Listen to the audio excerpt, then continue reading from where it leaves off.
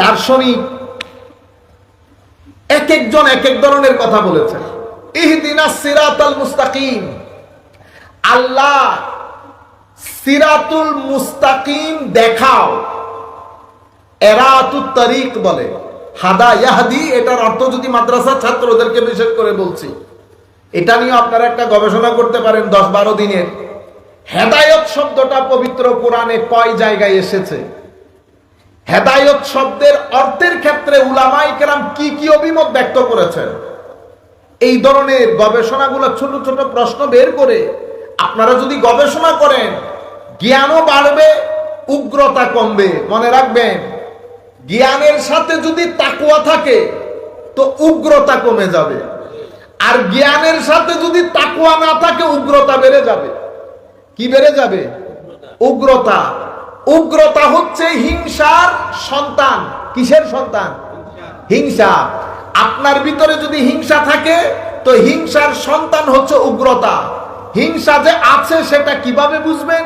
আমার কথাবার্তা, চাল চলন, বক্তব্যের ধরন গঠন দিয়ে বুঝবেন আমার ভিতরে হিংসা আছে। যার ভিতরে হিংসা টাইটুম্বুর, ইনিও হিংসার বিরুদ্ধে ওয়াজ করেন যেভাবে আমরা করতেছি।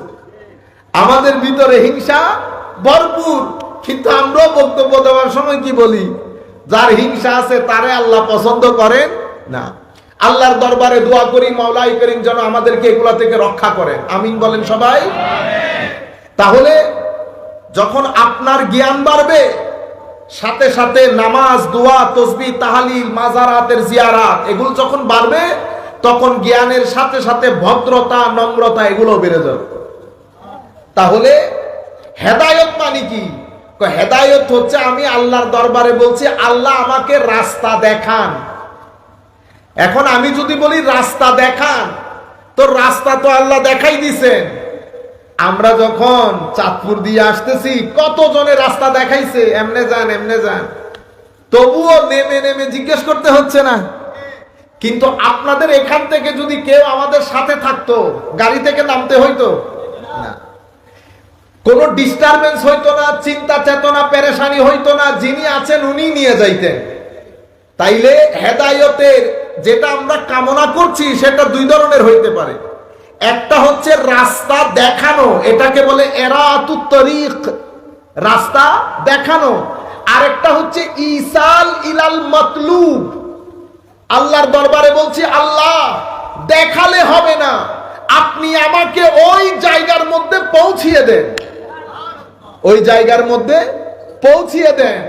দেখানো হচ্ছে আপনি মোবাইলে ডাইরেকশন দিয়েছেন, 2-10-12 দোকানে দাঁড়াইতে হয়েছে, অনেক সময় দাঁড়াতে দাঁড়াতে বিভিন্ন জীবনের নিরাপত্তাও হুমকির সম্মুখীন হয়। কিন্তু যদি বলি ইসাল ইলাল মতলুব, জায়গায় পৌঁছিয়ে দেন, তো আমরা যখন আল্লাহর দরবারে বলি ইহদিনাস সিরাতাল মুস্তাকিম, আমরা বলি আল্লাহ দেখাইলে হবে না, আপনি ওই জায়গার মধ্যে আমাকে পৌঁছিয়ে দেন। এখন আল্লাহ নিজে এসে কখনো পৌঁছাবেন না, তো পৌঁছাবেন কি করে? আমার আল্লাহ যাদের মাধ্যমে সিরাতুল মুস্তাকিমে পৌঁছাবো তাদের একটা পরিচয় পরের আয়াতের মধ্যে তুলে ধরেছে সংক্ষিপ্তভাবে, আরেকটা আয়াতের মধ্যে তুলে ধরেছেন বিস্তারিত। সেটা কি? কারণ সিরাতুল মুস্তাকিম আমি যেখানে যাব সেটার একটা নিশান তো লাগবে, নিশান, ডাইরেকশন, নেভিগেশন। এখন আল্লাহর তো কোনো নিশান নাই, আসেনি? আমার আল্লাহর শরীর অথবা শারীরিক অবয়ব অথবা শরীর কেন্দ্রিক হওয়া সব কিছু থেকে আমার আল্লাহ পুত পবিত্র। আপনারা বুঝতে পেরেছেন? কখনো এখন বাংলাদেশের নতুন ঢং শুরু হয়েছে, স্বাভাবিকভাবে আমরা সবাই এখন দিন পড়ি, বুঝি, সবার চেয়ে ভালো বুঝি। সেই কারণে সূক্ষ্ম ষড়যন্ত্রের মাধ্যমে আল্লাহ রাব্বুল আলামিনের শরীর আছে বলে একটা আকীদা মুসলমান সমাজের মধ্যে অলরেডি ঢুকে গেছে। মনে রাখবেন, দুই জায়গার আকীদা আমাদের একেবারে কোনো ধরনের অরাজকতা ছাড়া উলামায়ে কেরামের সাথে বসে এটা ঠিক করে নেবেন। একটা হচ্ছে তাওহীদ, একটা কি? তাওহীদ। তাওহীদ হচ্ছে তালা, তাওহীদ হচ্ছে এটা গায়বুল গায়ব, কোনো কিছু দিয়ে আপনি ধারণ করতে পারছেন না, না চোখে দেখছেন, না কানে শুনছেন, না হাতে ধরতে পারতেছেন।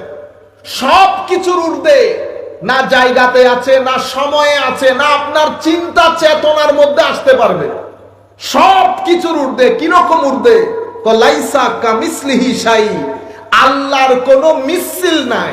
ধরন, গঠন, আকৃতি, প্রকৃতি, দৈর্ঘ্য, প্রস্থ, সময়, কাল, স্থান, সব কিছু থেকে আমার আল্লাহ পুত পবিত্র। লাইসা কামিসলিহি শাই। এখন তৌহিদের তালা আপনি যদি খুলতে যান তো রেসালতের চাবি লাগে। কিসের চাবি? রেসালতের চাবি। রেসালতের চাবি বাদে তৌহিদের তালা খুলে, সেই কারণে বলা হচ্ছে কুল হুয়াল্লাহু আহাদ। হাবিব আপনি খুলে দেন তৌহিদের চাবি। কাকে খুলতে বলতেছেন? আমার নবী সাল্লাল্লাহু আলাইহি ওয়াসাল্লামকে। আপনারা আমার কথা বুঝতে পারতেছেন? কিছুক্ষণ ধৈর্য ধারণ করতে হবে, এরপর আমি যখন জায়গার মধ্যে চলে আসবো তখন আপনাদের বুঝেও আসবে, ভালো লাগবে। সম্মানিত উপস্থিতি, তৌহিদের ঈমান এবং রিসালাত, এই দুইটা জিনিসে আমাদেরকে সামগ্রিকভাবে পোক্ত হইতে হবে। সিরাতুল মুস্তাকিম যেখানে আমি যেতে চাচ্ছি, এখন আল্লাহর তো কোনো নিশান নাই, আলামত নাই। এখন আলামত বাদে আমি সেখানে যাব কেমনে? আপনি বলছেন হুজুর ব্রিজ আছে, ব্রিজ থেকে সামনে এসে ডানে, তো এখন এখানে ডানে বামে তো বলতে পারতেছেন না, তো এটা কিভাবে বলবেন? নিশান বাদে ডাইরেকশন দেওয়া যায় না, নিশান বাদে কাউকে নেভিগেট করা যায় না। তো এই জায়গার মধ্যে নেভিগেট কোনটা? সিরাতুল মুস্তাকিমের আলামত কোনটা? নিশান কোনটা? সিরাতুল মুস্তাকিমের নিশান চারটা। নবী, নবী আমি এটাকে ব্রডার পার্সপেক্টিভে বলি, ব্রডার পার্সপেক্টিভে আমি এটাকে দুইটা করি। সিরাতুল মুস্তাকিমের প্রধান আলামত নবী। এখন নবী এবং রসুল তো সব সময় থাকবে না, তাহলে এই সময়ে সিরাতুল মুস্তাকিমের আলামতকে, আলামত তো একটা লাগবে, আলামতকে তো এই সময়ে সিরাতুল মুস্তাকিমের আলামত হচ্ছে আমার নবীর ওয়ারিসগণ। আমার নবীর, নবী চলে গেছে ঠিক, কিন্তু নবীর ওয়ারিস ছিলেন, নবীর ওয়ারিস আছেন, নবীর ওয়ারিস থাকবেন। আগে বেশি ছিলেন, এখন কম আছেন, পরবর্তীতে আরেকটু কমবেন, কিন্তু থাকবেন। তাহলে বর্তমান যুগে আমরা যেই প্যান্ডেলের নিচে বসে আছি, এতো আমার নবীর ওয়ারিসদের একজনের জায়গা। হযরতে শেখ বুরহানুদ্দিন ওয়াইসি রাহমাতুল্লাহ আলাইহি কার খলিফা, কার জানাজা পড়িয়েছেন আপনারা জানেন? প্রফেসর আব্দুল খালেক রাহমাতুল্লাহি আলাইহি ওয়া নাফা'না বিউলুমিহি ফিদ দারাইন আমিন। দোয়া করি মাওলাই করিম হুজুরের ফয়ুজাত দিয়ে যেন আমাদের সিনাকে ধন্য করে, আমিন বলে। তো সেই ধরনের এনারা হচ্ছেন সিরাতুল মুস্তাকিমের পতাকা। এই পতাকা যেখানে যেখানে দেখবেন মনে করবেন সিরাতুল মুস্তাকিম কোথায়? এখানে। সিরাতুল মুস্তাকিম এখানে। সেই কারণে আমার আল্লাহ সিরাতুল মুস্তাকিমের পরিচয় তুলে ধরার সময় সিরাতুল মুস্তাকিমকে বই কেন্দ্রিক করেন নাই। কি কেন্দ্রিক? বই কেন্দ্রিক করেন নাই। কি বলেছেন? সিরাতুল মুস্তাকিম কোরআনের রাস্তা, এটা বলেন নাই, কিন্তু সিরাতুল মুস্তাকিম অবশ্যই কোরআনের রাস্তা। সিরাতুল মুস্তাকিম হাদিসের রাস্তা বলে নাই, সিরাতুল মুস্তাকিম অবশ্যই হাদিসের রাস্তা, কিন্তু সিরাতুল মুস্তাকিমকে ব্যক্তি কেন্দ্রিক করেছেন। কি কেন্দ্রিক? ব্যক্তি কেন্দ্রিক। এখন আমি যদি বলি ব্যক্তির কথা শোনা যাবে না, শাইখ পূজারী, আল্লাহর ওলিদের পূজারী, এগুলা মুসলমানের মুখে এই সমস্ত শব্দগুলা মানায় না। এগুলা গুমরাহি কথাবার্তা। কি কথাবার্তা? গুমরাহি কথাবার্তা। শরীয়তের আমরা বলি না, শরীয়তের দৃষ্টিতে বলি না। আপনারা কি বলেন? হুজুর এটা শরীয়তের দৃষ্টিতে বলেন, ঠিক না? দৃষ্টিমানি চোখ, তাইলে শরীয়তের চোখ কয়টা? আপনারা জানেন শরীয়তের চোখ কয়টা? শরীয়তের চোখ এগেইন ব্রডার পার্সপেক্টিভে বলতেছি, শরীয়তের চোখ তিনটা। কয়টা? তিনটা। কোরআন, সুন্নাহ। ঠিক আছে, এটাকে কি বলে? Primary source. কি বলে? Primary source. আর এটা হচ্ছে উলামা। কি বলেছি? উলামা মানে আমার নবীর জ্ঞানের ওয়ারিশ, আমার নবীর জ্ঞানের ওয়ারিশ। এটাও চোখ, কোরআন সুন্নাহ চোখ, তবে এটা হচ্ছে চশমা। এটা কি? চশমা। চশমা আমরা কখন পড়ি? যখন আমার চোখে দেখতে নজরে যখন না আসে তখন আমরা চশমা ব্যবহার করি, ঠিক না? কোরআন সুন্নাতে যখন কোনো কিছু নজরে আসবে না তখন আমরা চশমা ব্যবহার করব। সেই চশমা কারা? এই ইনারা। ইনারা কারা? ইনারা হচ্ছে আমার নবীর জ্ঞানের ওয়ারিস, আমার নবীর জ্ঞানের। তাহলে শরীয়তের দৃষ্টি তিনটা, একটা কোরআন, একটা সুন্নাহ, হাদিস না। আপনারা বুঝতে পারছেন? হাদিস অবশ্যই, কিন্তু আমি টেকনিক্যালি আপনাদেরকে বুঝাতে চাচ্ছি, কারণ সকল হাদিস আমলযোগ্য হয় না, সকল হাদিস আমলযোগ্য হয় না। আহলুল হাদিস এটা একটা একাডেমিক টার্ম। কি টার্ম? আপনারা বলেন একাডেমিক টার্ম। বহুতক্ষণ ওয়াজ শুনছেন, আমরা আবার ক্লাস করি কতক্ষণ, কিছু শিখে না গেলে তো আমি এত দূর আসলাম, চলে গেলাম বেফায়দা। ঠিক আছে, আহলুল হাদিস এটা একটা একাডেমিক টার্ম। আপনি হাত তুলেন, নামান, আমিন জোরে বলেন, এটাকে আহলুল হাদিস বলে না। এটা চরম মূর্খতা। কি মূর্খতা? চরম মূর্খতা। কেন? কারণ এটা একটা একাডেমিক টার্ম। কাদেরকে বলে আহলুল হাদিস? যারা ইলমুল হাদিসের মধ্যে প্রথম ক্যাটাগরির একেবারে অসম্ভব উপরের দরজার বিশেষজ্ঞ, তাদেরকে বলা হতো আহলুল হাদিস। সমস্ত হাদিস আমলযোগ্য হয় না, কিন্তু সমস্ত সুন্নাহ আমলযোগ্য। সমস্ত হাদিস আমলযোগ্য নয়। আপনারা বুঝতে পেরেছেন? তাইলে শরীয়তের দৃষ্টি কয়টা পাইলাম? কোরআন, হাদিস না। কি বলেছি? সুন্নাহ। কেন? কারণ হাদিসের মধ্যে অনেক হাদিস আমলযোগ্য হয় না। সেই কারণে আমার নবী বলতে কি বলে গেছেন? তোমাদের জন্য রেখে যাচ্ছি কিতাবুল্লাহ, এরপরে কি? ওয়া হাদিসি ওয়া সুন্নতি, সুন্নত রেখে যাচ্ছি। তাইলে শরীয়তের দৃষ্টি যখন বলবেন তখন তিনটা জিনিস আপনাকে পরিষ্কার করতে হবে: কোরআনের আলোকে, সুন্নতের আলোকে, উলামায়ে কেরামের দৃষ্টিতে। উলামায়ে কেরাম ও শরীয়তের একটা চোখ, শরীয়তের একটা চোখ। আমি কি আলেম? কোন আপনি আলেম না। আপনাকে যিনি পড়িয়েছেন উনি কি আলেম? উনিও আলেম না। তাইলে এখানে আলেম বলতে কে? আলেম বলতে অসম্ভব জ্ঞান গভীরতা আল্লাহ যাকে দান করেছেন, যিনি কোরআন এবং সুন্নতের ইনডাইরেক্ট স্পিচ গুলা বের করে মানুষের সম্মুখে সুন্দর করে বয়ান করতে পারে, তাদেরকে কি বলে? উলামা। তাদেরকে মানে বিশেষজ্ঞ আলেম, বিশেষজ্ঞ আলেম। আপনারা বুঝতে পেরেছেন? এই আলেম আবার তিন ধরনের। কয় ধরনের? হ্যাঁ, তিন ধরনের। প্রথম ধরনের আলেম কারা? প্রথম ধরনের আলেম হচ্ছে যারা সেই যুগ থেকে এই যুগ পর্যন্ত রেওয়ায়ত গুলা আমাদেরকে এনে দিয়ে গেছেন দাঁড়ে দাঁড়ে। বুখারী, ইমাম বুখারীর আগে ইমাম আব্দুর রাজ্জাক, বুঝতে পেরেছেন? এরকম বড় বড় মুহাদ্দিস, এদেরকে বলে আহলুর রেওয়ায়া। কি বলে? যারা রেওয়ায়ত গুলো আমাদের পর্যন্ত পৌঁছিয়ে দিয়েছেন, নাম্বার ওয়ান।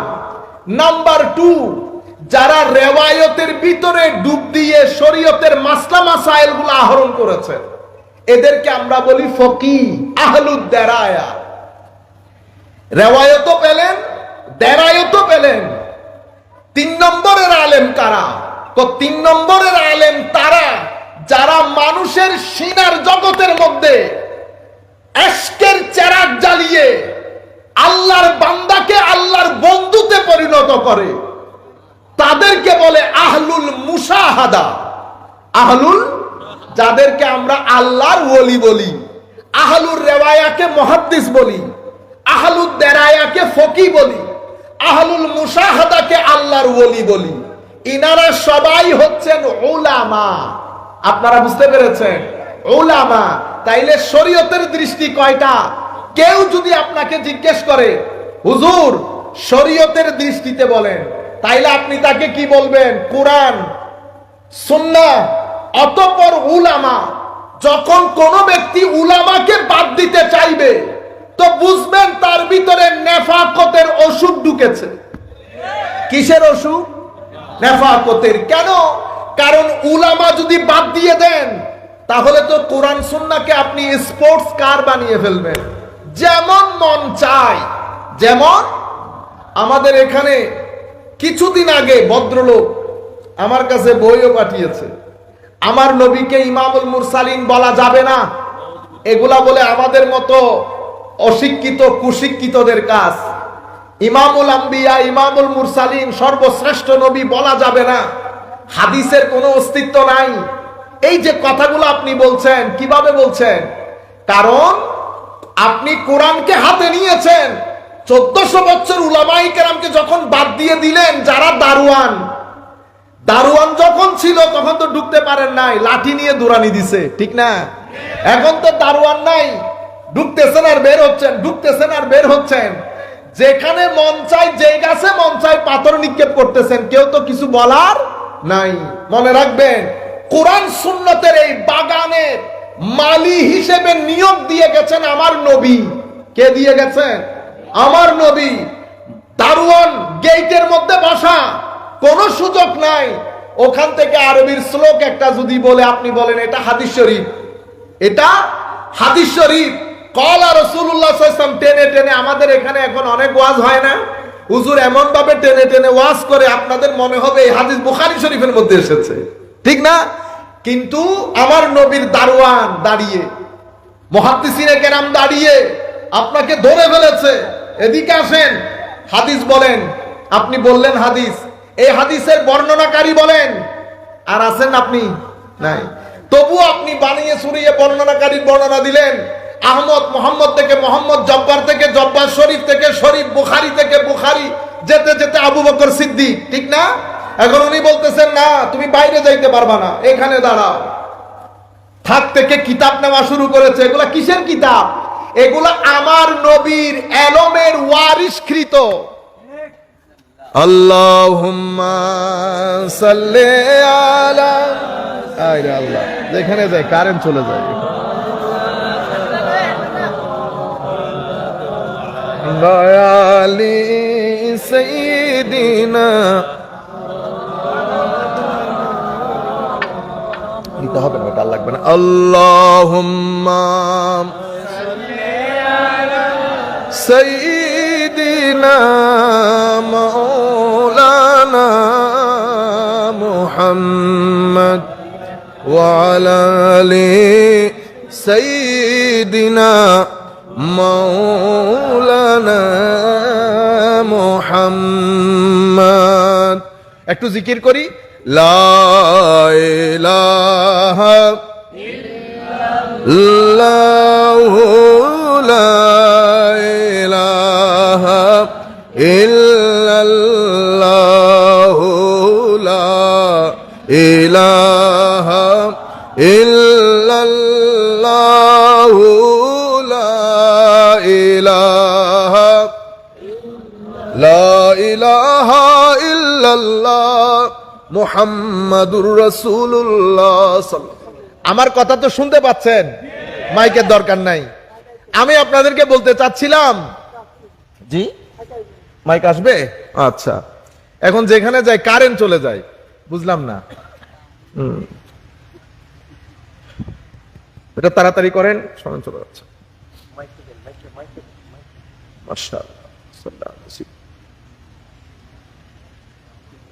তাহলে এই কোরআন এবং সুন্নাহ, এরপরে উলামায়ে কেরাম। তো উলামায়ে কেরামের মধ্যে ভাগ ভাগ আছে, সবাই এক ধরনের আলেম না। আপনারা বুঝতে পেরেছেন? এখানে হাদিস মুহাদ্দিসিনে কেরাম আছেন, তো মুহাদ্দিসিন ধরে দাঁড় করাইছেন, কোন নামগুলা বলেন, কার কাছ থেকে নিছেন? আপনি নাম বললেন আপনার মন করে, শরীফ, শরীফ জব্বার থেকে, জব্বার কাহার থেকে, কাহার অমুক থেকে, অমুক বুখারী থেকে। উনি বলতেছেন দাঁড়ান, কিতাব বের করছে। কার কিতাব? আপনারা অবাক হয়ে যাবেন। আমার নবীর উম্মতের আলেমরা দেশ ছেড়ে বিদেশ বিভূয়ে হয়ে মাইলের পর মাইল পায়ে হেঁটে সফর করে যারাই হাদিস বর্ণনা করেছেন, প্রত্যেক ব্যক্তির জীবনী সংগ্রহ করে তারা কিতাব আকারে রচনা করেছে। যতগুলো বর্ণনাকারী যারাই হাদিস বর্ণনা করেছেন, প্রত্যেকের নাম, ঠিকানা, কার কাছে পড়েছে, তাদের কাছে কারা পড়েছে, উলামায়ে কেরাম তাদের সম্পর্কে কি বলেছে, চরিত্র কেমন ছিল, সত্যবাদিতা কেমন ছিল, প্রত্যেক জিনিস তারা কিতাব আকারে লিপিবদ্ধ করে গেছে। আপনি আজকে এসে আপনি মনে করতেছেন হাত তুলে নামা নিয়ে আপনি অনেক কিছু করে ফেলেছেন। 1200 বছরে আমাদের পুরা ধর্মের আইনের ক্ষেত্রে, বিবাহের ক্ষেত্রে, ব্যবসার ক্ষেত্রে, পারিবারিক আইন, সামাজিক আইন, রাষ্ট্রীয় আইন, আপনার বৈবাহিক নিয়ম নীতি, আপনার সম্পত্তি বন্টন, সব কিছুর মধ্যে কত ধরনের প্রশ্নের সম্মুখীন আপনি জানেন। সেই প্রশ্নের উত্তরগুলা কারা দিয়েছে? আমি মনে করছি আজকে আমিন জুড়ে বলে, আসতে বলে আমি ধর্মের উপর বড় এহসান করে ফেলেছি। আমার ভাইয়েরা, ঘটনা সেরকম না। আপনি ইন্টারন্যাশনাল লর উপর, আন্তর্জাতিক আইনের উপর মুসলমানদের যে বড় কিতাব, সেটা কয় খণ্ডের জানেন? কম করে হলেও যে কোনো ছাপার আপনি নেন, মিনিমাম 18 থেকে 22 খণ্ডে। কয় খণ্ডে? 18 থেকে 22 খণ্ডে। এত বড় কিতাব কেমনে হয়ে গেল? সেই কিতাবকে যদি আপনি আজকে ব্যাখ্যা করতে যান, মিনিমাম 40 খণ্ডের হবে। কিভাবে? আপনারা ব্যাংকে যান নাই? ব্যাংকে আগে মানুষ কি করত? আমার বাপ দাদারা কি করেছেন?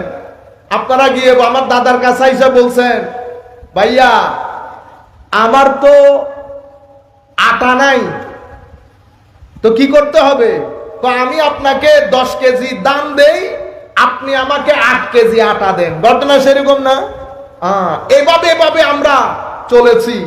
আজকে ব্যাংক ফাইন্যান্সের ক্ষেত্রে কত ধরনের ডেভেলপমেন্ট এসেছে, এগুলা কি কল্পনার মধ্যে আসে? এত ডেভেলপমেন্টের মধ্যে কোনটা জায়েজ, কোনটা না জায়েজ? কারণ এগুলা তো আমার নবী হাদিসে পাকের মধ্যে, কোরআনে পাকের সরাসরি আয়াত নাই। আপনারা বুঝতে পেরেছেন? এই জিনিসগুলা খুঁজে বের করার জন্য আমার আল্লাহ বিশেষ কিছু মাইন্ডসেট তৈরি করেছেন। সেই মাইন্ডসেট গুলা ব্যাখ্যা বিশ্লেষণ করে জাতির সামনে তুলে ধরে, জাতির সামনে তুলে ধরে। জাতি, আমি কি করব? আমার এক ভাই ইংল্যান্ডের মধ্যে আমাকে বলতেছেন, আপনাদের ধর্মের মধ্যে আপনারা গায়েবে বিশ্বাস করেন, আল্লাযীনা ইউমিনুনা বিল গায়েবে। আমি গায়েবে বিশ্বাস করব না, আমি যা দেখি তাতে বিশ্বাস করি। যদি না দেখি তো কোনো বিশ্বাস নাই। আমি তাকে বললাম, আকীদার ক্ষেত্রে আমরা মুসলমান যে না দেখে বিশ্বাস করি, ঘটনা সেরকম না। রুয়ে জমিনের মধ্যে যেই বিষয় আপনার কোনো জ্ঞান নাই, সেই বিষয়ে আপনাকে অবশ্যই গায়েবের উপর বিশ্বাস করতে হয়। কেমনে? আল্লাহ ডাক্তারের কাছে মাকে নিয়ে গেলেন, আপনার ডাক্তার বলেছে আপনার মায়ের হার্ট ব্লক, হার্ট ব্লক, হার্টের এক্সরে করিতে দিয়েছে, সবকিছু করাই আনলেন। এক্সরে ওই ফিল্মটা যদি আমি আপনার সামনে আজকে থেকে কিয়ামত পর্যন্ত ধরে রাখি, আপনি বুঝবেন হার্ট এসে ব্লক হয়েছে, বুঝবেন। কিন্তু ডাক্তার যখন আপনাকে ওই গ্লাস আলা, লাইট আলা, ওইটার মধ্যে ফিল্মটা লাগিয়ে লাঠি দিয়ে দেখায় না, এটা একটা ব্লক, এটা একটা ব্লক, এটা একটা ব্লক, আপনি কি বলতেছেন? আমান্না ওয়া সাল্লামনা, আমান্না ওয়া সাল্লামনা আল্লাযীনা ইউমিনুনা বিল গায়ব। আপনি বুঝতেছেন এগুলা কিছু? কোনো কিছু বুঝেছেন? তো আপনি গায়েবের উপর বিশ্বাস করেন নাই। কেন বিশ্বাস করেছেন? কারণ যার কাছে গেছেন সমাজ বলতেছে উনি এই বিষয়ের বড় পারদর্শী। আপনার কাছে আমান্না ওয়া সাল্লামনা, বিশ্বাস করেছি, মেনে নিয়েছি বলা ছাড়া কোনো উপায়, কারণ মার জীবন মরণ হুমকির সম্মুখীন। আপনি বুঝতে পেরেছেন? এটা তো ডাক্তার, ইনকাম ট্যাক্সের উকিলের কাছে গেছেন, বুঝতে পেরেছেন? ইনকাম ট্যাক্সের উকিল বলতেছে এই এই বিষয়গুলো দেখানো যাবে না, আপনি বলতেছেন না না দেখাইলে অসুবিধা আছে, আমি দেখাইতে হবে। উনি আপনারে 7, 5, 14 বুঝাই দিছেন, এটা এটা করলে আপিলে যাবে, আপিলের মধ্যে এটা হবে সেটা হবে। আপনার মাথার ভিতরে ঢুকছে কিছু, মাথার উপর দিয়ে চলে গেছে। আপনি কি বলেছেন? আমান্না ওয়া সাল্লাম না, ঠিক আছে। গাড়িতে উঠেছি, এখানে আসব, আমি তো চিনি না, ড্রাইভার যে রাস্তা দিয়ে নিয়ে যাচ্ছে কি বলতে হচ্ছে? আমান্না ওয়া সাল্লাম না। তো আপনি বলতেছেন শুধু আকীদার ক্ষেত্রে ঈমান বিল গায়ব, যেই জিনিস আপনি জানেন না, যেই ব্যাপারে আপনার কোনো জ্ঞান নাই, প্রত্যেক বিষয়ে আপনাকে না জেনে না দেখে ঈমান গ্রহণ করা বাদে আপনি পৃথিবীতে চলতেই পারবেন না, পৃথিবীতে চলতেই পারবেন না। ডাক্তার বলেছে আপেলের মধ্যে ভিটামিন আছে, আপনি দেখছেন কোনোদিন? তা আপনি বলতেছেন না দেখলে বিশ্বাস করি না। তাহলে আপেলকে কেটে কুটে আমাকে ভিটামিন বের করে দেখাইতে পারবেন না। ডাক্তার বলতেছে, আপনি বিশ্বাস করেছেন, আপনি বিশ্বাস করেছেন। সুতরাং ঈমান বিল গায়ব শুধু আমাদের ক্ষেত্রে না, আপনি যেখানে যাবেন ঈমান বিল গায়ব আছে। যেটা আপনি জানেন না, যেটা আপনি বুঝেন না, সেটার মধ্যে ঈমান বিল গায়ব আপনাকে মেনে নেওয়া ছাড়া আপনার হাতে অন্য কোনো অপশন থাকে না। আমি আপনাদেরকে বলছি, উলামায়ে কেরাম এই বিষয়গুলো আমাদের জন্য রেখে গেছেন, কিন্তু আফসোসের বিষয় হচ্ছে আমরা সেই উলামাগুলাকে ডিসরিগার্ড করে, আন্ডার এস্টিমেট করে, ইগনোর করে আমরা এখন, আর আমাদেরকে শিখিয়ে দিয়েছে কি? মৌলবী কি শিখিয়ে দিয়েছে? মৌলবী। আমরা ব্যাকওয়ার্ড মনে করি। মনে রাখবেন, উলামাদেরকে আমার নবী আমার নবীর জ্ঞানের ওয়ারিস বলেছেন, জ্ঞানের ওয়ারিস। ইনাদের মাধ্যমে হেদায়েতের চাকা ঘুরতেছে।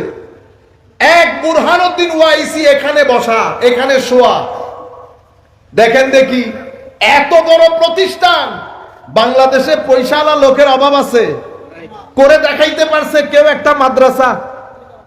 আপনারা বুঝতে পেরেছেন কেন? ইহদিনাস সিরাতাল মুস্তাকিমের যে নিশান দরকার, আমার নবী তো এখন হীন হায়াতের মধ্যে নাই। নবীর পরে সিরাতুল মুস্তাকিমের নিশান হচ্ছে উলামায়ে কেরাম, উলামায়ে হক্কানি, যাদেরকে আমরা মুহাদ্দিস বলি, মুফাসসির বলি, আল্লাহর ওলি বলি। বিশেষ করে উলামায়ে কেরামের মধ্যে মেইনলি উলামায়ে কেরাম দুই প্রকারের। কয় প্রকারে? দুই প্রকার। কেউ আমার নবীর তালিমাত, আমার নবীর তালিমাত নিয়ে কাজ করে, আর কেউ আমার নবীর সিনা মুবারকের নূর নিয়ে কাজ করে। কেউ আমার নবীর সিনা মুবারকের নূর ধারণ করে সেটাকে বন্টন করে, আর কেউ আমার নবীর তালিমাতের কাজ করে। যারা তালিমাতের কাজ করে তাদেরকে মুহাদ্দিস, মুফতি এগুলা বলি, আর যারা আমার নবীর সিনা মুবারকের নূর বন্টনের কাজ করে তাদেরকে আমরা আল্লাহর ওলি বলি। আপনারা বুঝতে পেরেছেন? সম্মানিত উপস্থিতি, আমি একটা ইন্টারেস্টিং হাদিস বলি। এখন তো সমস্যা এত নিচে নেমে গেছি আমরা। একদিকে দুনিয়া, দর্শন, বিজ্ঞান আমাদেরকে আল্লাহ, দিন, পরকাল, কবর, হাসর এগুলা থেকে আমাদের ভিতরের জগৎকে আমি অবিশ্বাস করছি না, কিন্তু আমার বিশ্বাসের জায়গায় কেন যেন নাট বল্টুগুলা ঢিলা হয়ে গেছে। নাট বল্টু আমরা এখানে যারা বসেছি প্রত্যেকে নিজেরা নিজেদেরকে চেক করলে বুঝতে পারবো আমাদের ঈমানের নাট ঢিলা হয়েছে কিনা, লুজ হয়েছে কিনা। প্রথম প্রশ্ন যদি আমরা করি, গত সপ্তাহে পাঞ্জেগানা ফরজ নামাজ আদায় করেছি, আমাদের মধ্যে কয়জন আছি? নাম্বার 1। নাম্বার 2, নামাজ আদায় করেছি কিন্তু নামাজের হকও আদায় করেছি, এমন কয়জন আছি? একটা হচ্ছে জিসমে নামাজ, একটা হচ্ছে রুহে নামাজ। আমাদের শরীরের যেমন একটা বাইরের অংশ, একটা ভিতরের অংশ, নামাজেরও একটা বাইরের অংশ, একটা ভিতরের অংশ। যারা পালন করি, যারা বাইরেরটা পালন করি, ভিতরেরটা রেখে দেই। এই বিষয়ে আমি বিস্তারিত বলবো না, শুধু আপনাদেরকে বলবো যখনই মসজিদে যাবেন আগে দাঁড়াবেন, তাড়াহুড়া করবেন না, দাঁড়াবেন। আগে নিজেকে সময় দিয়ে গুছিয়ে নেন, কোথায় এসেছি, কি করতে যাচ্ছি, ভদ্রতার সাথে, নম্রতার সাথে আল্লাহর মহানত্বকে সামনে রেখে আপনি যখন সমুদ্রের গভীরতা চিন্তা করবেন, আল্লাহর মহানত্ব কিছুটা হইলেও বুঝতে পারবেন। আপনি যখন পাহাড়, আসমান, এই বিষয়গুলো মাথায় আনবেন, আমার আল্লাহর মহানত্ব কিছুটা হলো ধারণ করতে পারবেন। দাঁড়িয়ে আস্তে ধীরে আল্লাহু আকবার ফিলিংস এর সাথে নামাজ আদায় করেন, যেন নামাজের শরীর এবং নামাজের রূহ আপনার ভিতরে কাজ করে। রুহে নামাজ যদি ভিতরে কাজ না করে, 30 বছর নামাজ পড়লেও আপনার চরিত্র পরিবর্তন হবে না, জবান পরিবর্তন হবে না, চোখের হেফাজত হবে না, পেটের হেফাজত হবে না, আদব আখলাকের মধ্যে পরিবর্তন আসবে না। আপনার নামাজের রূহ পারফেক্টলি অথবা আদায় হচ্ছে কেমনে বুঝবেন? রুহে সালাত প্রপার যদি হয় অথবা মোটামুটি যদি হয়, এটা আপনার জীবন চরিত্রকে পরিবর্তন করবে, ভদ্র করবে, ড্যানিয়াস করবে। সত্যবাদিতা, চোখ, কান, এগুলা সব কিছু দেখবেন হেফাজতের মধ্যে চলে এসেছে। আমাদের মধ্যে আমরা যদি বিচার করি, আমরা গত সপ্তাহের মধ্যে কোরআনে পাক কয়বার তিলাওয়াত করেছি? পুরা সপ্তাহের মধ্যে আল্লাহ, কবর, হাসর আমাদের ভিতরে কতটুকুন কাজ করেছে আপনারা নিজেরাই বুঝতে পারবেন। আমাদের ঈমানের বিশ্বাসের জায়গা লুজ হয়েছে কিনা? আমাদের বিশ্বাসের জায়গাটা লুজ হয়ে যাচ্ছে দিনের দিন। কারণ অতিমাত্রায় দুনিয়াদারি, অতিমাত্রায় লোভ, অতিমাত্রায় প্রতিযোগিতা আমাদের ভিতর থেকে কবর, হাসর, আখিরাত উঠিয়ে দিচ্ছে।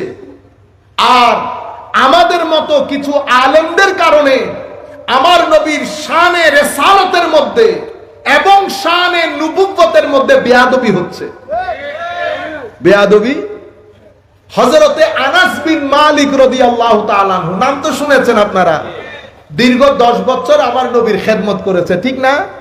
উম্মু সুলাইম রাদিয়াল্লাহু আনহা, ওনার আম্মা জান, আমার নবীর কাছে নিয়ে এসেছেন হযরতে আনাস বিন মালিককে। সিয়ারে আলামিন নুবালা থেকে শুরু করে অসংখ্য কিতাবের মধ্যে এসেছে। হায় হায়। এসে বলতেছেন, হুজুর, আমার ছোট্ট ছেলে উনাস, মানে আনাস ছোট, হুজুর একটু তার জন্য দোয়া করে দেন। হায় হায় হায়। আমার নবী দোয়া করছেন, আল্লাহ আনাসের মাল দৌলতকে বৃদ্ধি করেন, আনাসের পরিবার পরিজন সন্তান সন্ততি বৃদ্ধি করেন। ওয়াতিল উমরা, আল্লাহ আনাসের হায়াত বৃদ্ধি করেন। আল্লাহ আনাসকে ক্ষমা করে দেন। কয়টা দোয়া হলো? 4টা। প্রথম দোয়া আল্লাহ, আমার নবীর দোয়া দেখেন, প্রথমে দোয়া করতেছে আল্লাহ আনাসের মাল দৌলত বাড়িয়ে দেন। হযরতে আনাস বলছেন, ওনার যেই বাগান, সেই বাগান, আনাসের যেই বাগান, সেটা ওই এলাকার সবচেয়ে বৃহৎ একটা বাগান। সেই বাগানের মাঝখানে যে ঝর্ণাগুলা ছিল, সেই ঝর্ণা থেকে মিশকে আম্বরের খুশবু আসতো। আমার নবীর দুয়ার বরকত দেখলেন। হযরতে আনাস আমার নবীর সাহাবায়ে কেরামের মধ্যে একেবারে সবার শেষে ইন্তেকালকারী সাহাবী, অনেক বয়স পেয়েছেন আমার নবীর দুয়ার বরকতে। আর কি? হযরতে আনাস বলতেছেন, আমার ছেলে নাতি পতি মিলে আমার সন্তান সন্ততির সংখ্যা 100-এর কম হবে না। কয় শতে? 100-এর কম হবে না। তাইলে আমার নবীর দুয়ার বরকতে হায়াতের মধ্যে একেবারে শেষের দিকে সাহাবায়ে কেরামের মধ্যে ইন্তেকাল করেছেন। আর সম্পদের ক্ষেত্রে আনাস রাদিয়াল্লাহু তাআলা আনহু তৎকালীন যুগের সবচেয়ে বড় রিচেস্ট পারসন ছিলেন। সন্তান সন্ততির দিকে এত সন্তান অন্য কারো ছিল না। আপনারা বুঝতে পেরেছেন? এটা আমার নবীর দরবার, এটা আমার নবীর দরবার। নবী সম্পর্কে আমাদের আকীদা, আপনি যখন বলবেন, ধরেন আপনাকে কেউ প্রশ্ন করেছে, আপনি হয়তো বিশ্বাস করেন 40 বছর পূর্বে নবী নবী ছিলেন না, ধরেন এটা আপনি বিশ্বাস করেছেন, কথাটা ভদ্রভাবে বলা যায় না। আপনি যেই জাতির সম্মুখে কথাগুলা তুলে ধরতেছেন, সেই জাতি বুঝ ব্যবস্থার ক্ষেত্রে সবাই তো এক না। এখন আপনি যদি বলেন 40 বছর আগে নবী তো নবী ছিলেন না, উনি জানতেনই না, আবার আপনি আরেক জায়গায় আরেকজন বলতেছেন 40 বছরে তো নবী অনুকরণীয় ছিলেন না। আমি বলতেছি ধরেন অনুকরণীয় না, কিন্তু কথাগুলো আরেকটু ভদ্রতার সাথে, কারণ কার ব্যাপারে কথা বলতেছেন? ইমামুল মুরসালিন, যার ব্যাপারে আল্লাহ আপনি কথা বলতেছেন, কোরআনের কোন আয়াতে আল্লাহ সেই নবীর নাম পর্যন্ত নেন নাই। এত ইজ্জত আল্লাহ যেই নবীকে দান করেছেন, আমি যখন জাতির সম্মুখে তুলে ধরবো কথাগুলা, আমার নবীকে ভদ্রতার সাথে বলবো না। আমি বলছি আপনি আকীদা না ছাড়েন, যেহেতু আপনি ইবনে তাইমিয়াকে অনুসরণ করেন, ইবনে তাইমিয়া যেহেতু এই আকীদা পোষণ করেন, আপনিও সেই আকীদাই পোষণ করছেন, আপনার আকীদা নিয়ে আপনি থাকেন, কিন্তু কথাগুলো তো ভদ্রভাবেও বলা যায়, ঠিক না? আপনি বলবেন হয়তো আমি কি অভদ্রভাবে বলেছি, আমি সেটাও বলবো না, আমি শুধু আপনাকে বিনয়ের সাথে বলবো কথাটা আরেকটু সচেতনতার সাথে, কারণ এটা এমন একটা জায়গা, বিয়াদবি হলে শুধু ঈমান থেকে মাহরুম না, বান্দার জীবনে তওবা পর্যন্ত নসিব হয় না। আপনি ভুলে গেছেন এটা কোন দরবার, যেই দরবারে কথা বলার সাউন্ড পর্যন্ত আমার আল্লাহ কোরআনের মধ্যে নির্ধারিত করে দিয়েছেন। ইয়া আইয়ুহাল্লাযীনা আমানু লা তারফাউ আসওয়াতাকুম ফাওকা সাউতিন নবী, আমার নবীর দরবারে কথা বলার সময় সাউন্ডকে আপনি কোন গ্রেডের মধ্যে রাখবেন সেটা পর্যন্ত আমার আল্লাহ বলে দিয়েছেন। এবার আপনি সেনসিটিভিটিটা বোঝা দরকার না, আপনি আপনার আকীদা প্রকাশ করেন, কিন্তু কথাটা ভদ্রভাবে বলা যেত, ভদ্রভাবে বলা যেত। আমি কোন কোরআন হাদিসের এক্সপার্ট না, আমি শুধু আপনাকে বলছি, আমার ছেলে 20 বছরের ছেলে যদি এসে জিজ্ঞেস করে বাবা আমি আমার নবীকে অনুকরণ করতে চাই, আমি তাকে কি উত্তর দেব? আমি কি তাকে বলবো যে বেটা আপনি তো নবীকে অনুকরণ করতে পারবেন না? কেন? কারণ আমার নবী তো নবী হয়েছেন 40 বছর পরে। 40 বছর আগে তো উনি অনুকরণীয় ছিলেন না, সেই কারণে তুমি আমার নবীকে অনুকরণ করতে পারবে? তাইলে 10 বছরের ছেলে, 20 বছরের ছেলে, 30 বছরের ছেলে, 40 বছরের মানুষ কেউ নবীকে অনুকরণ করতে পারবে না। আপনারা আমার পয়েন্টটা বুঝতে পেরেছেন? মানে জীবনের 3টা ধাপ, শিশুকাল, যৌবনকাল, বৃদ্ধকাল। শিশুকালেও নবীকে অনুসরণ করতে পারবেন না, যৌবনকালেও পারবেন না, কারণ 40 বছর হচ্ছে যৌবনকালের শেষ বাউন্ডারি।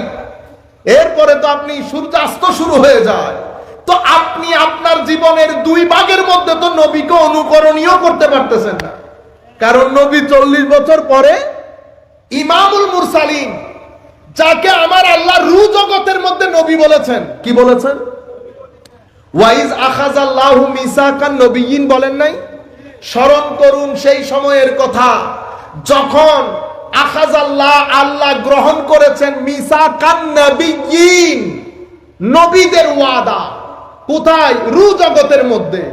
আমার নবী রু জগতের মধ্যে নবী, রু জগতের মধ্যে নবী। মায়ের পেটে যখন এসেছেন অন্যান্যদের মতো আসেন নাই, মায়ের পেট থেকে যখন বের হয়েছেন অন্যান্যদের মতো বের হন নাই। খদিজাতুল কুবরা বলেছেন কিসরা কাইসারের রাজপ্রাসাদ পর্যন্ত আমার পেট থেকে বের হওয়া সন্তানের নূর দিয়ে আমি কিসরা কাইসারের রাজপ্রাসাদ পর্যন্ত দেখতে পেয়েছি। আমার নবী দুনিয়া থেকে আসাটাও আমাদের মতো না। আবার আমার নবী এখনো নবুয়ত প্রকাশ হয় নাই, আপনার দৃষ্টিতে নবুয়ত পান নাই, আমার দৃষ্টিতে প্রকাশ হয় নাই। আপনি আপনারটা নিয়ে থাকেন, আমাকে আমারটা নিয়ে থাকতে দেন, কারণ আপনি আমি আমার জায়গার মধ্যে হাদিসের দলিল আছে, তবু আমি আপনাকে বলছি আপনি আপনারটা নিয়ে থাকেন। বিনয়ের সাথে যেটা বলবো, বাইরে বক্তব্য দেওয়ার সময় যদি আমার নবীর কথা আসে, আল্লাহর ওয়াস্তে ইজ্জতের বিষয়টা পরিপূর্ণ মাথায় রাখবেন। আল্লাহর ওয়ালিদের ইজ্জতের বিষয় মাথায় রাখবেন, কারণ এটা অনেক সেনসিটিভ। আমার নবী ঈমানের জায়গা, আল্লাহর ওয়ালিরা হেদায়েতের আলামতের জায়গা। এখানে গেলে ঈমান যাবে, এখানে আসলে হেদায়েত যাবে। আপনারা বুঝতে পেরেছেন? সুতরাং কারণ এমন একটা প্রজন্ম আমাদের সম্মুখে যারা আদবে বিশ্বাসী না, মা বাবাকে সম্মান করে, বড়দেরকে সম্মান করে, কথায় কথায় দাঁড়িয়ে যায়।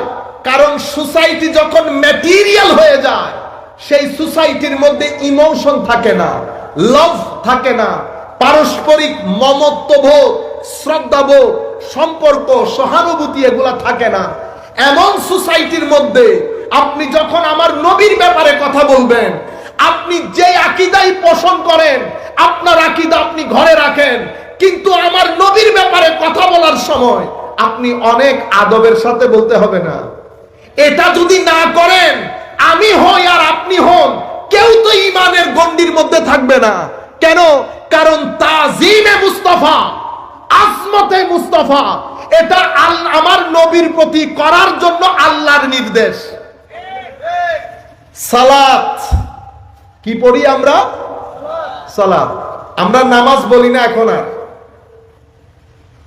সালাত আরবির মধ্যে মাদ্রাসার ছেলেদেরকে বলবো, আপনারা মিনিমাম 2-3 দিনের একটা গবেষণা করেন সালাত শব্দের উপর। লিসানুল আরব খুলবেন, লিসানুল আরব মাদ্রাসার লাইব্রেরির মধ্যে আছে, মুনজেদ খুলবেন, আরো আরবি ডিকশনারি খুলে দেখবেন সালাত শব্দের মূল শব্দ কি, এটার অর্থ কি, কেন সালাতকে সালাত বলা হয় জানতে হবে না?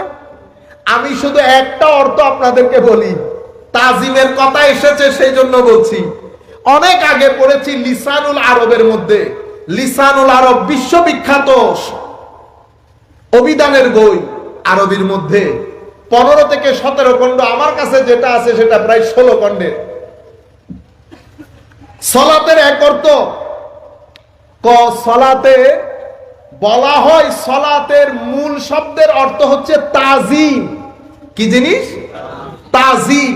তাজিম মানে সম্মান করা। কিন্তু আপনি যখন বাংলাতে সম্মান বলেন, অর্থ বুঝে আসে না। আমি যদি ছেলে একটা বলতেছে হুজুর সম্মান করতে হবে, আল্লাহ বলেন তো দেখি সম্মান কাকে বলে? কারণ শব্দের মধ্যে অর্থটা ক্লিয়ার না। কিন্তু আপনি যদি সেটাকে আরবির মধ্যে বলেন তো অর্থ বুঝতে পারবেন। আরবির মধ্যে কি? তাজিম। আজ্জামা ইউআজ্জিমু তাজিম।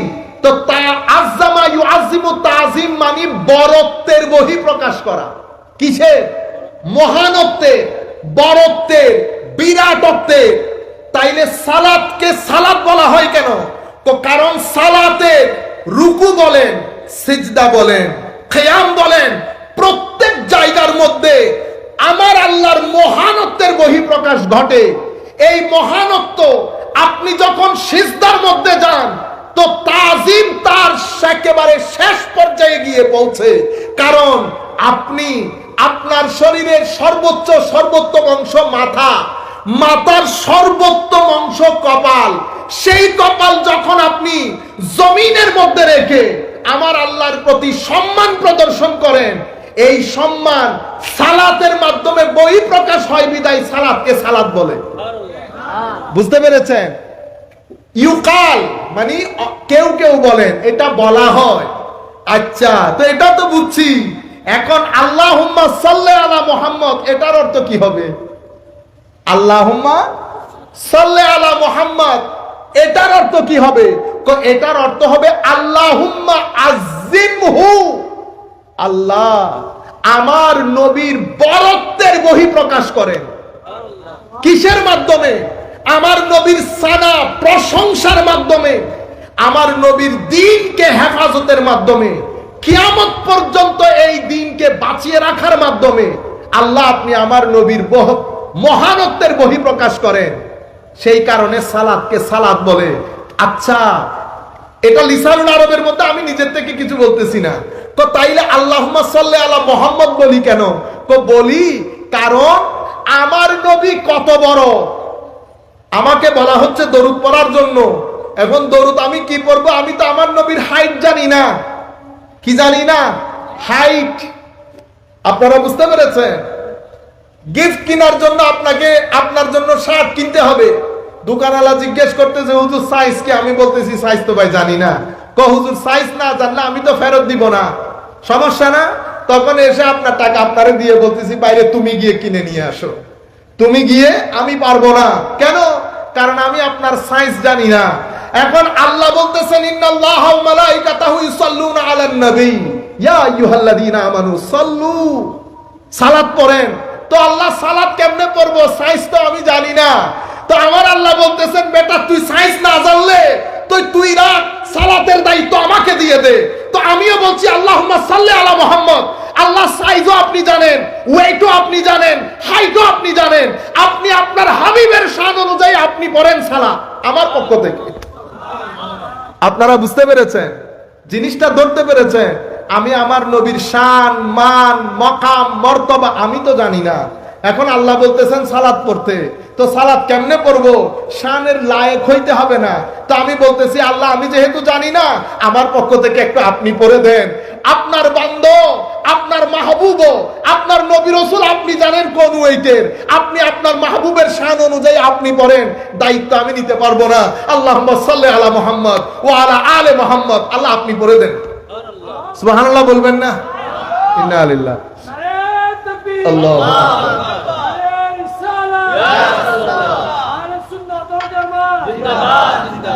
সম্মানিত উপস্থিতি, আমাদের বক্তব্যের শেষের দিকটায় এসে আমরা চেষ্টা করব আমাদের কর্মকাণ্ডের মাধ্যমে কোন আমরা শয়তানকে খুশি করতেছি কিনা। মনে রাখবেন, আমরা এখানে যারা বসে আছি, আমরা যদি সকাল সন্ধ্যা জপি বাংলাদেশে শান্তি নাই, বাংলাদেশে শান্তি নাই, বাংলাদেশ বলি না, দুনিয়ার কমপ্লেইন করি না, বাংলাদেশ এটা হয়ে গেছে, বাংলাদেশ এটা হয়ে গেছে।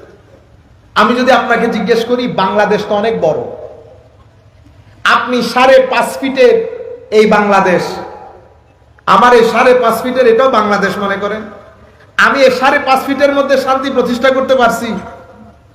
5.5 ফিটে শান্তি প্রতিষ্ঠা করতে পারলাম না, আপনি 92,000 বর্গ মাইলে শান্তি প্রতিষ্ঠা করবেন?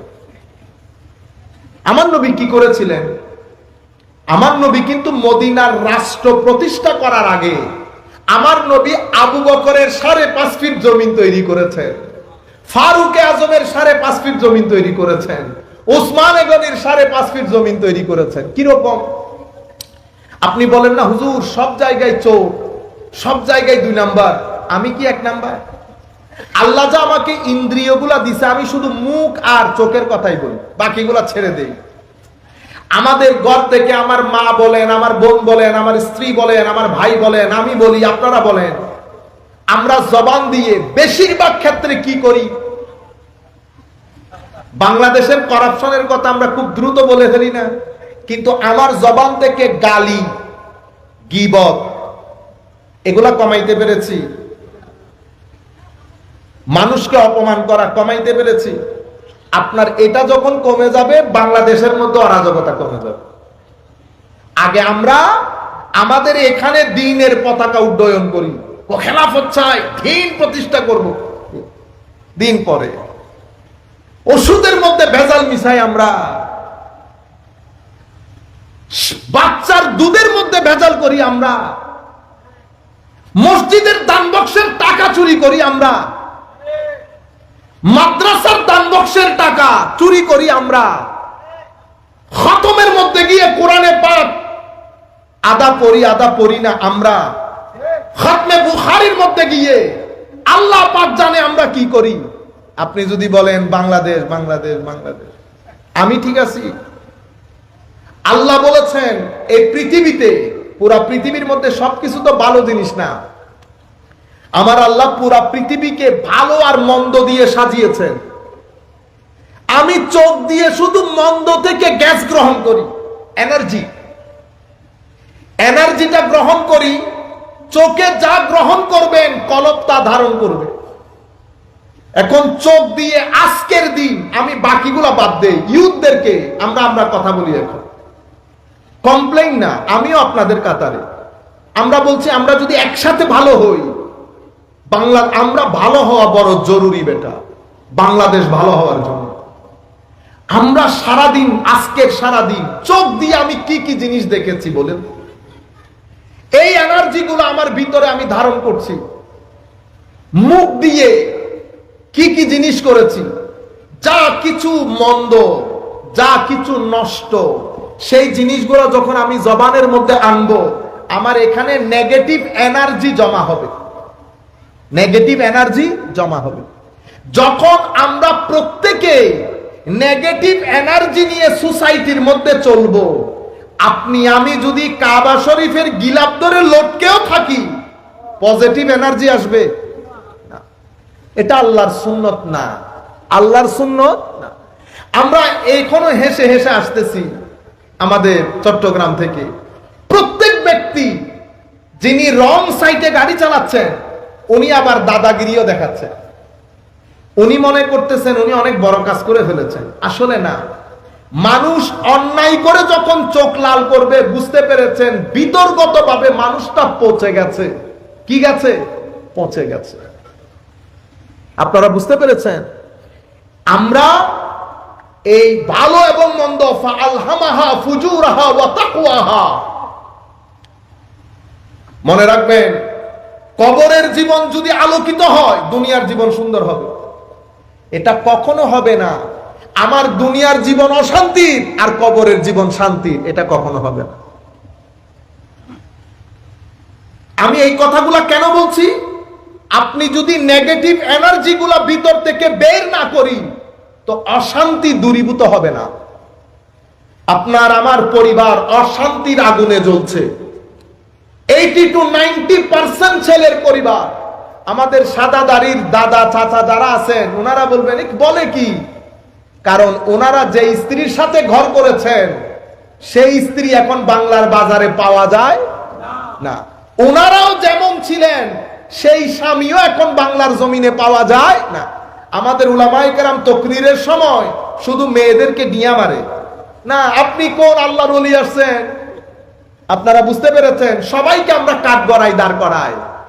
মেয়েদেরকে তুচ্ছ তাচ্ছিল্য করার সময় মাথায় রাখবেন, আমার মাও কিন্তু মেয়ে, মহিলা, সুতরাং সবাই দাঁড়ায় কাঠ গড়ার মধ্যে।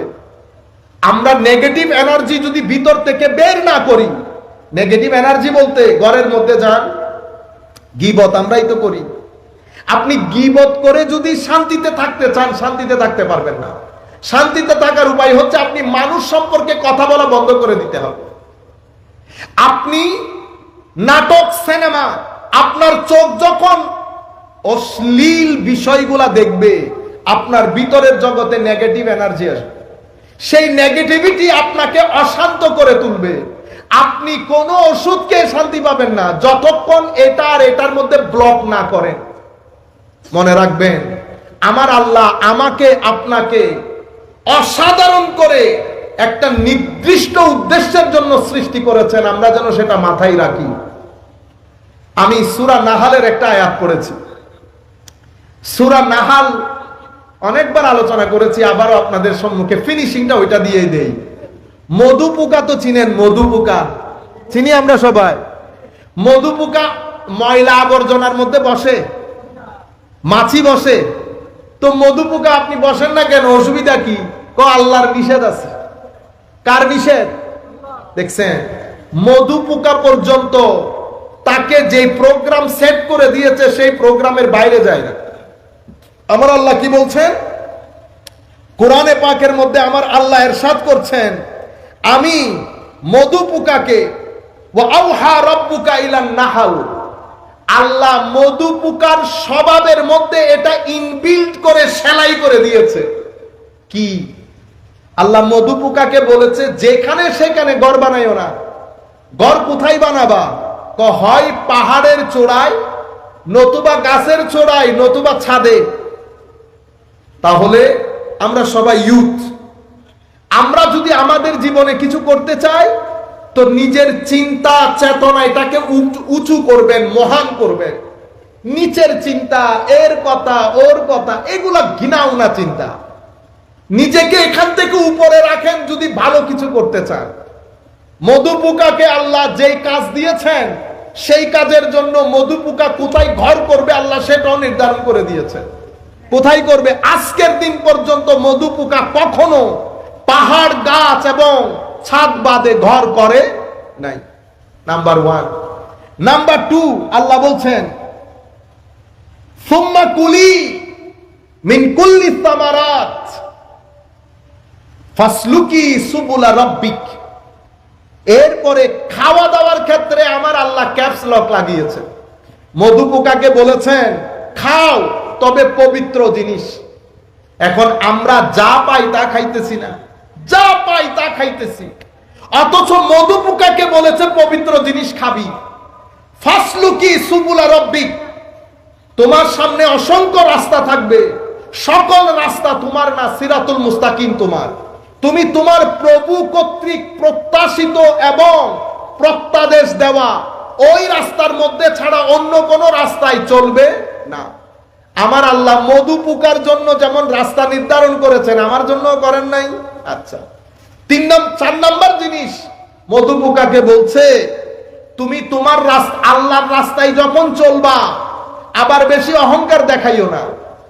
ফাসলুকি সুবুলা রাব্বিকি যুলুলা, ভদ্রতার সাথে তোমার প্রভুর দেখানো রাস্তায় চলবা। কেন?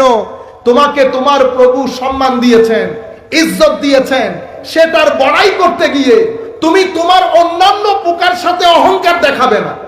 কয়টা জিনিস বলেছে? বড় চিন্তা, খাওয়া দাওয়ার ক্ষেত্রে পরিমিত হওয়া, পবিত্র হওয়া। 3 নম্বর, আমার কি যিনি পালেন সেই পালন কর্তার রাস্তা দিয়ে চলা। 4 নম্বর, ওই পালন কর্তার রাস্তা দিয়ে চলার সময় ভদ্রতা বজায় রাখা। এই 4টা জিনিসের কারণে পৃথিবীর মানুষ কোন খাদ্য গ্রহণ করলে পেটের মধ্যে বর্জ্য হয়, আর মধু পোকা যদি কোনো কিছু গ্রহণ করে সেটা মধু হয়। আজীব বিষয় না?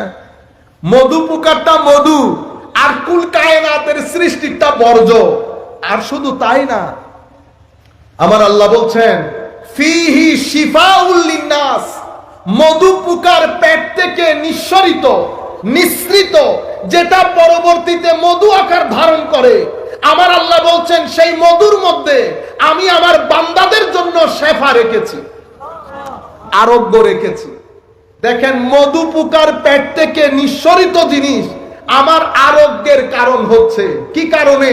কারণ মধু পোকাকে যে 4টা ডাইরেকশন আল্লাহ দান করেছেন, সে 4টা ডাইরেকশন সেই তারিখ থেকে আজকের তারিখ পর্যন্ত মধু পোকা ডানেও যায় নাই, বামেও যায় নাই। আল্লাহর বান্দাদের মধ্যে সকল বান্দা আল্লাহর ডাইরেকশন অনুযায়ী চলে না। কিছু বান্দা যারা আল্লাহর ডাইরেকশন অনুযায়ী চলে, যেখানে যেতে বলেছেন যায়, যা খেতে বলেছেন খায়, এই সমস্ত মানুষকে আমার আল্লাহ বান্দা থেকে বন্ধুতে গ্রহণ করে তাদেরকে কুল কায়নাতের সিনার জন্য শেফা হিসেবে কবুল করে। আপনার অন্তরের অসুখ হলে আল্লাহর এই ওলিদের কাছে গেলে অন্তরের কি হয়ে যায়? শেফা হয়ে যায়। ঠিক যেভাবে মধু পোকার মধু গ্রহণ করলে আমার আরোগ্য লাভ হয়। আমার আল্লাহ কি বলেছেন? মধু পোকার জীবনের মধ্যে তোমাদের জন্য নিদর্শন রয়েছে। কাজেই আমরা যদি আমাদের জীবনের মধ্যে কিছু একটা করতে চাই, মনে রাখবেন আপনার জীবনের মধ্যে 2-3টা জিনিস যদি থাকে আপনি ঠকবেন না। সততা, ন্যায়পরায়ণতা এবং স্ট্রাগল, এই 3টা জিনিস যদি আপনি ধারণ করতে পারেন, আপনার জীবন আপনি ঘুরে দাঁড়াবেন। হয়তো কিছু সমস্যার সম্মুখীন হতে হবে, কিন্তু পুকুরে পড়ে যাবেন না। আমার আল্লাহ আপনাকে ঘুরে দাঁড় করাবেন ইনশাআল্লাহ। এটাই গোলাপ প্রত্যেকদিন বলি। সম্মানিত উপস্থিতি, কাজেই আশপাশ এখন একটু দেখে রাখবেন। কেন? এখন একে তো দুনিয়া, মা বাবা আমরা সবাই মিলে আমাদের সন্তানের প্রতি যদি নজর না দেই, তাহলে আমার সন্তানরা হয়তো লেখাপড়া করবে, কিন্তু এই যে ডিপ্রেশন বলছি, এটা থেকে বাঁচতে পারবে না, অশান্তি থেকে বাঁচতে পারবে না। কাজে মা বাবার উপর এখন অনেক বেশি আবশ্যক মা বাবা যেন ছেলে সন্তানের, ছেলে মেয়েদের লেখাপড়ার পাশাপাশি তাদের নামাজের বিষয়, কোরআনের তিলাওয়াতের বিষয়, চরিত্রের বিষয়, এই বিষয়ে সমান নজর দেয়। আমি আপনাদেরকেও বলবো, ইউথদেরকেও বলবো, আল্লাহর ওয়াস্তে ভ্রান্ত পথে না চলে, যা মন চাই না খান। সময় খুব দ্রুত ফুরিয়ে যাচ্ছে, নিজের জীবনকে নিজে ধ্বংস করে দিয়েন না। কিছুদিন পরে আপনি বিয়ে করবেন, আপনি যেই রাস্তা দিয়ে হাঁটছেন এটা সুকুলা রব্বিক না, এটা আপনার রবের কর্তৃক দেখানো রাস্তা না।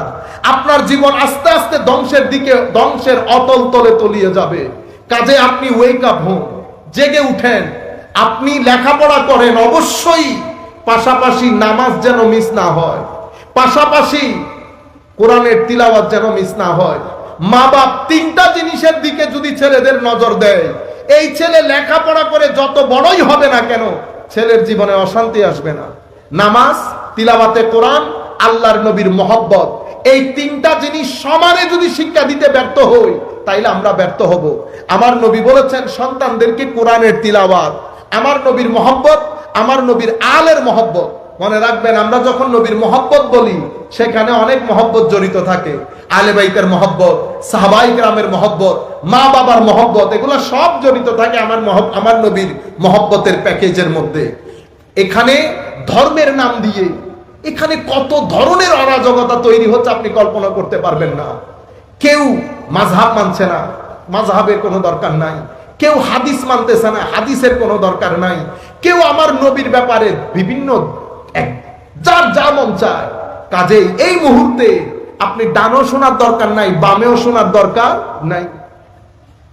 আপনি বলতেছেন হুজুর এই গুগলের মধ্যে এটা এসেছে, অমুকের মধ্যে এটা এসেছে, মাফি স্যার গুগলের মধ্যে এটা এসেছে, 1200 বছরে উম্মত ঘাস কাটছিল, এগুলা না, এগুলা ফিতনাবাজি কথাবার্তা। এই যে যিনি আমার নবীর হাদিস মানতেছেন না, ইমামুল মুরসালিন না বলতেছেন, ওনার কি দলিলের অভাব আছে? সে এত বড় বই লিখে ফেলে নাই দলিল দিয়ে দিয়ে।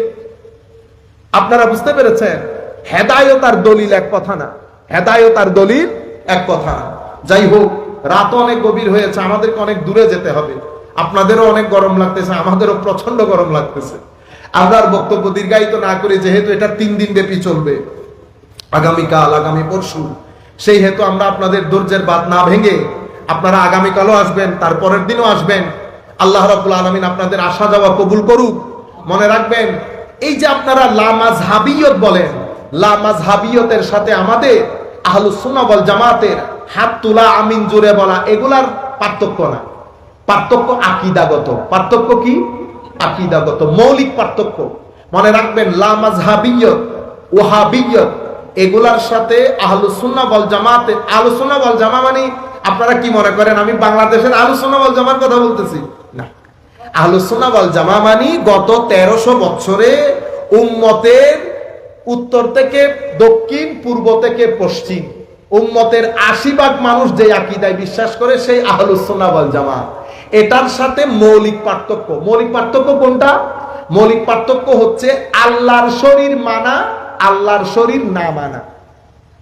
এই আকীদার মধ্যে বলা হয় আল্লাহর শরীর আছে, নাউজুবিল্লাহ বলেন। আমাদের অনেক ভাই জানেও না, আমাদের অনেক ভাই জানেও না, জানলে কেউ এই আকীদা বিশ্বাস করতো না।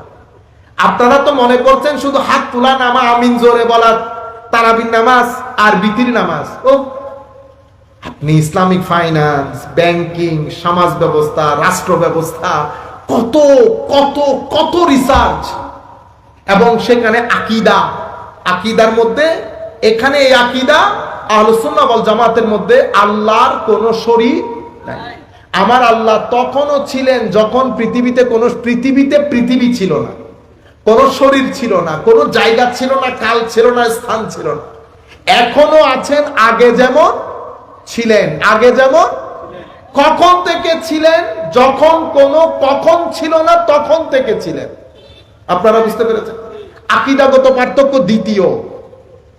আমার নবী সাল্লাল্লাহু আলাইহি ওয়াসাল্লাম, আমার নবী মাসুম, বেগুনাহ। এটা উম্মতের মেজরিটির আকীদা, উম্মতের মেজরিটির আকীদা। এই আকীদার ক্ষেত্রে না ভুলভ্রান্তি আছে, ভুলভ্রান্তি আছে। আমার নবী শাফাআত, যেটার উপর উম্মতের ঐক্যমত্য, শাফাআত নাই, শাফাআত নাই। এই উম্মতের মেইন স্ট্রিম শানে মুস্তাফা, আজমতে মুস্তাফা, মোহাব্বতে মুস্তাফা। এখন আমার সাথে আপনার সমস্যা কোন জায়গায়? সমস্যা কিন্তু নবীকে নিয়ে। আমার সাথে আপনার তো টাকা পয়সা নিয়ে কোনো লেনদেন নাই। আমার খারাপ লাগলো কেন? এখন আপনি বলতেছেন মাহফিলের মধ্যে ধরে যে কিয়ামতের ময়দানে নবীও জানেন না নবীর কি হবে, এটা আমার গায়ে লাগবে না? আমার সাথে আপনি ব্যক্তিগতভাবে কেন নেন জিনিসগুলা? আপনি লাখ মাজমার মধ্যে বলতেছেন নবীও জানেন না, তো নবী না জানলে কি আপনি জানেন? এটা কি বলেন? আপনি বলতেছেন 40 বছর পরে, আপনারটা আপনি নিয়ে থাকেন, কিন্তু আপনি নেগেটিভলি বলতেছেন। আপনি 40 বছর পরে বলেছেন, অনুকরণীয় না বলেছেন, নবী কিয়ামতের ময়দানেও কি হবে জানেন না, এই সমস্ত কথা বলেছেন। এখন যারা হাদিস মানে না তারা যেতে যেতে কত দূর গেছে জানেন? এই ইমামুল মুরসালিন বলা, সর্বশ্রেষ্ঠ নবী বলা, এগুলাই জাহেল মূর্খদের কাজ। আপনি কত দূর গেছে দেখছেন? সেই জন্য ব্লকেজ লাগবে, ব্লক। আপনি যে আকীদা পোষণ করেন, আপনি ঘরে গিয়ে চেক করে দেখেন আমার নবীর আজমত, এশক, আদব, তাজিম। সাহাবায়ে কেরাম আমার নবীর ঘাম মুবারক নিয়ে নিতেন, এটা আপনি নিজেকে বুঝান। সাহাবায়ে কেরাম আমার নবীর চুল মুবারক নিয়ে নিতেন, এটা আপনি বুঝান নিজেকে। এই হচ্ছে আকীদাগত পার্থক্য। আপনি আল্লাহর ওলিদেরকে নিতে পারতেছেন না, কিন্তু আপনি আপনার শাইখের কথার বাইরে যাচ্ছেন না। আপনি যেই ওলির কথা নিচ্ছেন না, তারা পৃথিবীর বিভিন্ন অঞ্চল থেকে এসে না খেয়ে আত্মরা অবস্থায় বছরের পর বছর আল্লাহর সাধনায় থেকে মানুষের সিনার জগতের মধ্যে বিপ্লব তৈরি করেছে। আপনি এসি রুমের মধ্যে বসে বাইরের ডলার খেয়ে আপনি আপনার মতো করে তবলিগ করতেছেন। আমি আপনার কথা বলতেছি না, আপনি আপনার নিয়ে থাকেন, কিন্তু আপনি যুবকদেরকে আল্লাহর ওলিদের পিছনে লাগিয়ে দিয়েছেন। যখন কোন ছেলে বলবে মাজার পূজারী, তখন মনে করবেন এই ব্যক্তি ওহাবি। এই ব্যক্তি কি? ওহাবি। হ্যাঁ, কেউ যদি মাজারাতের মধ্যে বেদাত করে, বেদাতি। আমিও তো বলতেছি বেদাতি। হুজুর বলে নাই বেদাতি, কেউ বলতেছে না, সবাই তো বলতেছি বেদাতি। মনে রাখবেন, মাজার পূজারী যখন কারো মুখে শুনবেন, নিঃসংকোচিতে মনে করবেন এই ব্যক্তি ওহাবি। এই ব্যক্তি ওহাবি বলতে শরীরবাদী আকীদায় বিশ্বাসী। যারা শরীরবাদী আকীদায় বিশ্বাসী, নাম্বার 1। মৌলিক পার্থক্য বলতেছেন না, বলতে সেজন্য বলতেছি। উনাদের আকীদা মতে তারা ছাড়া পৃথিবীতে কেউ মুসলমান নাই, সবাই কাফের। আপনারা জানেন এই আকীদা? ম্যাক্সিমাম জানেন। আমি আপনাদেরকে কিতাবের নাম বলে দিচ্ছি। আদ-দুরারুস সানিয়া, 13 খণ্ডের কিতাব। ওয়াহাবিজমের পুরা ইতিহাস। আমি ওয়াহাবি শব্দটা বারবার নাম বলছি আন্ডার এস্টিমেট করার জন্য না। আমি ফ্যাক্ট বলার সময় কথাগুলো বলতে হবে না। সোমবারে ঘটনাটা ঘটেছে, রোববারে ঘটনাটা ঘটেছে, তো সোমবার রাগ করতে পারবে, রোববার রাগ করতে পারবে? আমার নাম কেন নেওয়া? ওবার ঘটনা রোববারে ঘটেছে, আমি রোববার নাম নিতে হবে না, সেই জন্য নাম নিচ্ছে। আমি কাউকে ছোট করা, কাউকে বড় করা। এখন আপনি বলতেছেন হুজুর ওয়াহাবিদের মধ্যে বড় আলেম, আমি বলতেছি আল্লাহর দরবারে উনার কি মাকাম সেটা আল্লাহ নির্ধারণ করবে। হয়তো আমার মাকামের চেয়ে বড় মাকামও হইতে পারে, হইতে পারে না? হইতে পারে। আমি ব্যক্তি নিয়ে আমাদের কোনো যুদ্ধ নাই। আমি ব্যক্তির কথা নিয়ে আলোচনা যখন হবে, আমরা কথা নিয়ে আলোচনা করি, অভিমত নিয়ে আলোচনা করি, ব্যক্তি নিয়ে আমরা কোনো ফতোয়া দেই না। আপনারা বুঝতে পেরেছেন? এই কিতাবের আদ-দুরারুস সানিয়া মানে ওয়াহাবিজমের ইতিহাস, ওয়াহাবিজমের মূল কিতাব। এই কিতাবের দৃষ্টিতে আমি মুসলমান না, আপনিও মুসলমান না, যারা তরিকতপন্থী কেউ মুসলমান না, এগুলো সব কাফের। আপনারা বুঝতে, মৌলিক পার্থক্য বলছেন সেই কারণে বলছি। আহলে সুন্নাহ ওয়াল জামাত তাকফির করেন আহলে কিবলাকে, মৌলিক পার্থক্য। এভাবে আরো অসংখ্য জায়গায় অসংখ্য পার্থক্য রয়েছে, যেগুলো মৌলিক পার্থক্য, যেগুলোর মধ্যে ঈমান এবং কুফরের প্রশ্ন চলে আসে। আপনারা বুঝতে পেরেছেন? নবীকে অস্বীকার করা না, এখন যেটা মুভমেন্ট চলতেছে অস্বীকার না, তানকিস করা, ছোট করা, খাটো করা। আল্লাহ রাব্বুল আলামিন আমাদের হামি ও নাসির হোক, মওলাই করিম আমাদেরকে কবুল করুক। ওয়া মা আলাইনা ইল্লাল বালাগুল মুবিন। আসসালামু আলাইকুম ওয়া রাহমাতুল্লাহি তাআলা ওয়া বারাকাতুহু।